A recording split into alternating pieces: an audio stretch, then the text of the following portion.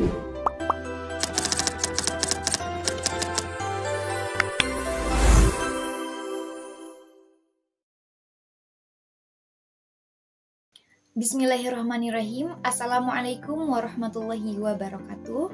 Hamdan wa syukranillah amma ba'du. Teman-teman, perubahan merupakan suatu keniscayaan dan sesuatu yang tidak dapat dipisahkan dari kehidupan manusia, termasuk pada aspek kehidupan sosial. Nah, Islam hadir tidak hanya mengatur hubungan manusia dengan Tuhannya, namun juga berperan dalam perubahan sosial dan juga mengarahkan manusia supaya menjadi masyarakatnya ideal sesuai dengan Al-Quran. Oleh karena itu, kali ini kami dari kelompok 12 yang beranggotakan Kak Fatma, Kak Rizky, dan saya sendiri Zahra Nafisah akan membahas mengenai Islam dan perubahan sosial.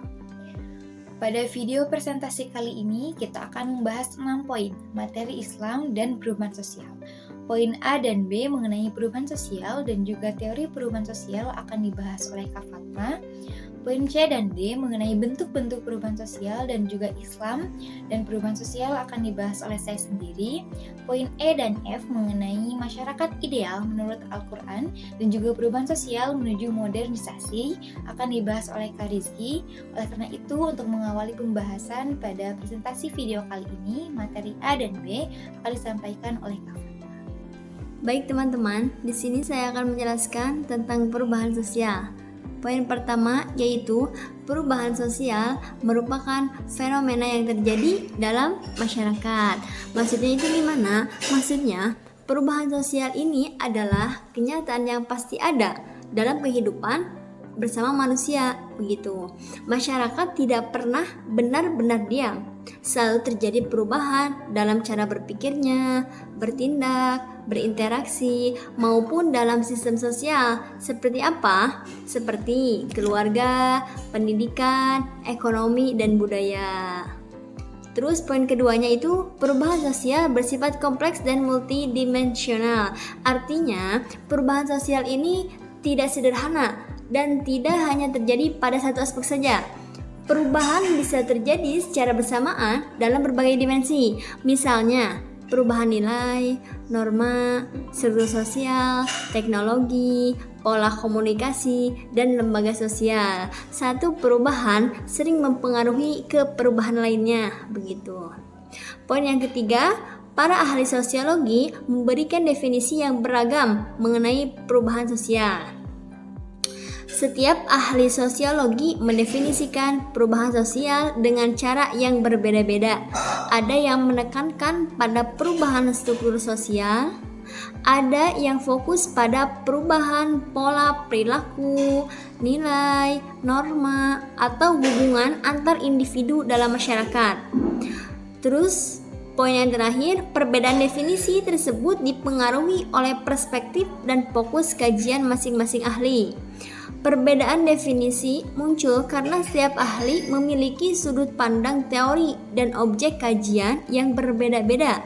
Misalnya, ada ahli yang melihat perubahan sosial dari sisi konflik, fusionalisme, atau interaksi sosial.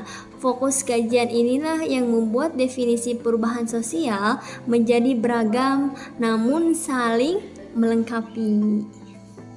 Baik, di sini saya akan menjelaskan tentang teori perubahan sosial. Poin yang pertama yaitu disiplin ilmu. Disiplin ilmu yang terlibat antara lain filsafat, sejarah, ekonomi, dan sosiologi. Perubahan sosial tidak dapat dipahami hanya dari satu disiplin ilmu saja. Filsafat berperan dalam mengkaji makna, nilai, dan hakikat perubahan. Sejarah membantu melihat perubahan sosial secara kronologis dari masa ke masa. Ekonomi menjelaskan perubahan yang berkaitan dengan produksi, distribusi, dan kesejahteraan masyarakat.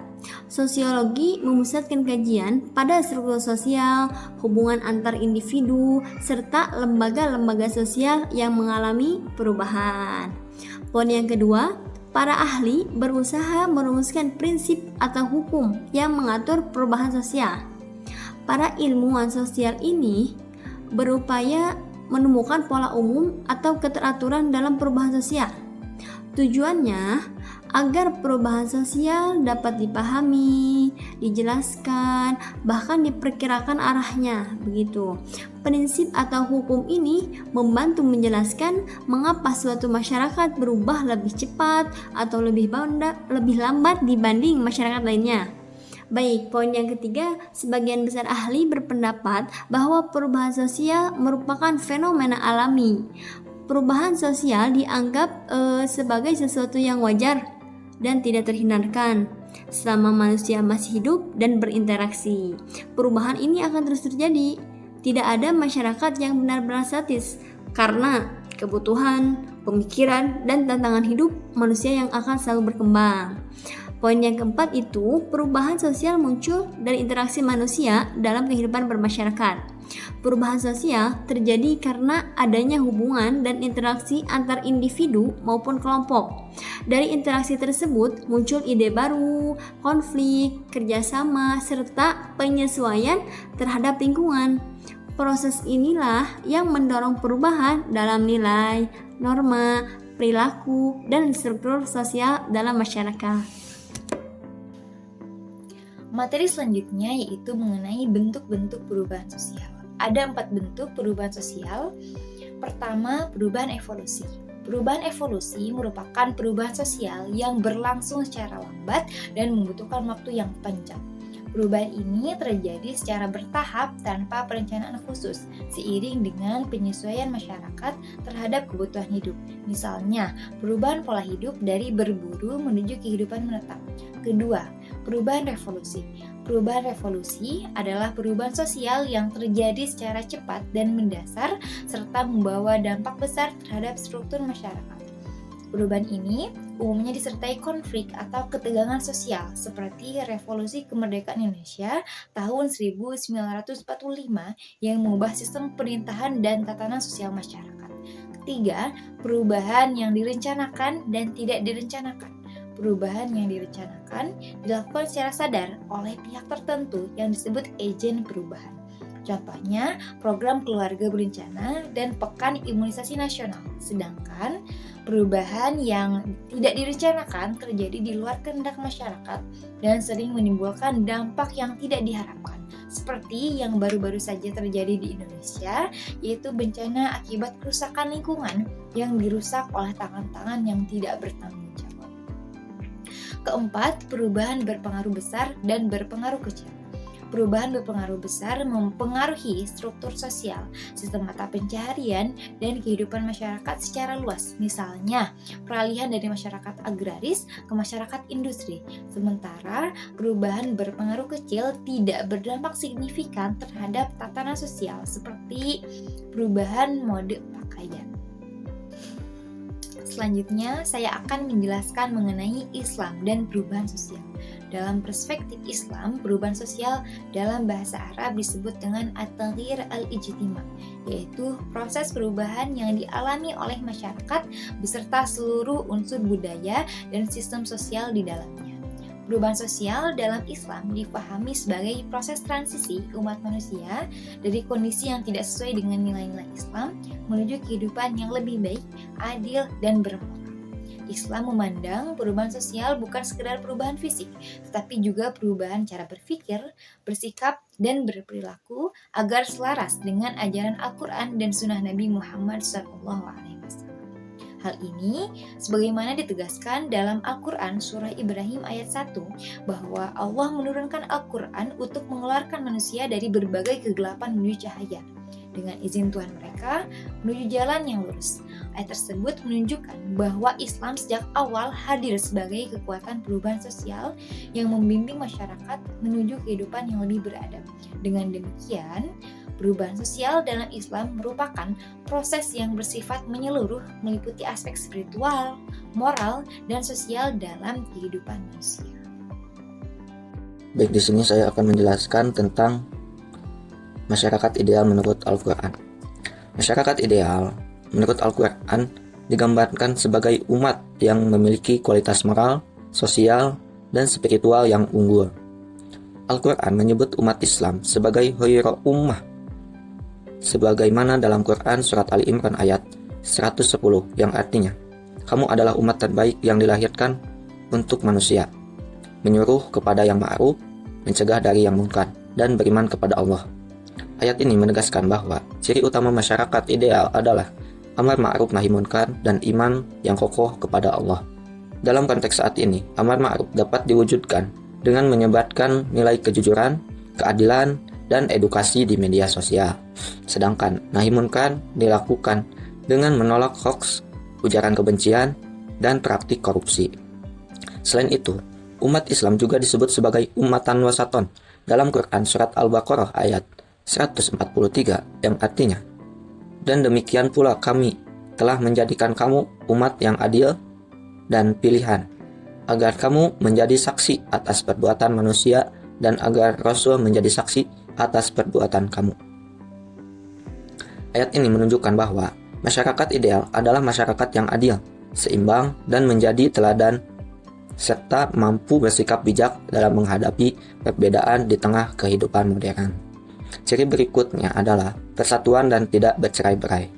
Hal ini ditegaskan dalam Quran surat Ali Imran ayat 103 yang artinya, dan berpegang teguhlah kamu semuanya kepada tali Allah dan janganlah kamu bercerai-berai. Dalam realitas sekarang, ayat ini relevan untuk mengingatkan umat agar tidak mudah terpecah karena perbedaan pandangan politik, organisasi, atau perdebatan di media sosial.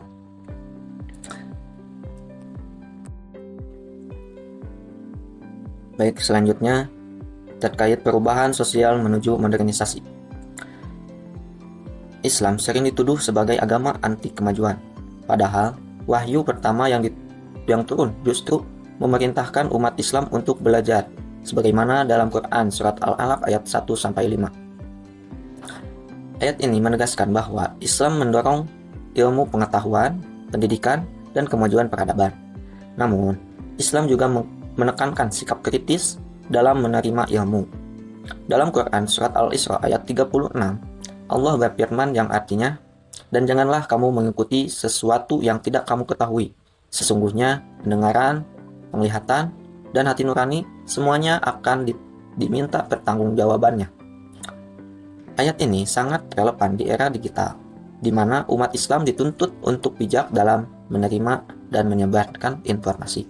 Kedudukan ilmu dalam Islam ditegaskan dalam Quran surat Al-Mujadilah ayat 11, yang artinya, niscaya Allah akan mengangkat derajat orang-orang yang beriman di antara kamu dan orang-orang yang diberi ilmu beberapa derajat.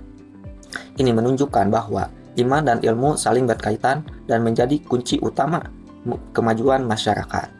Dengan demikian, masyarakat ideal menurut Al-Quran adalah masyarakat yang beriman, berilmu, berakhlak, bersatu, serta mampu menghadapi modernisasi secara kritis dan bermoral.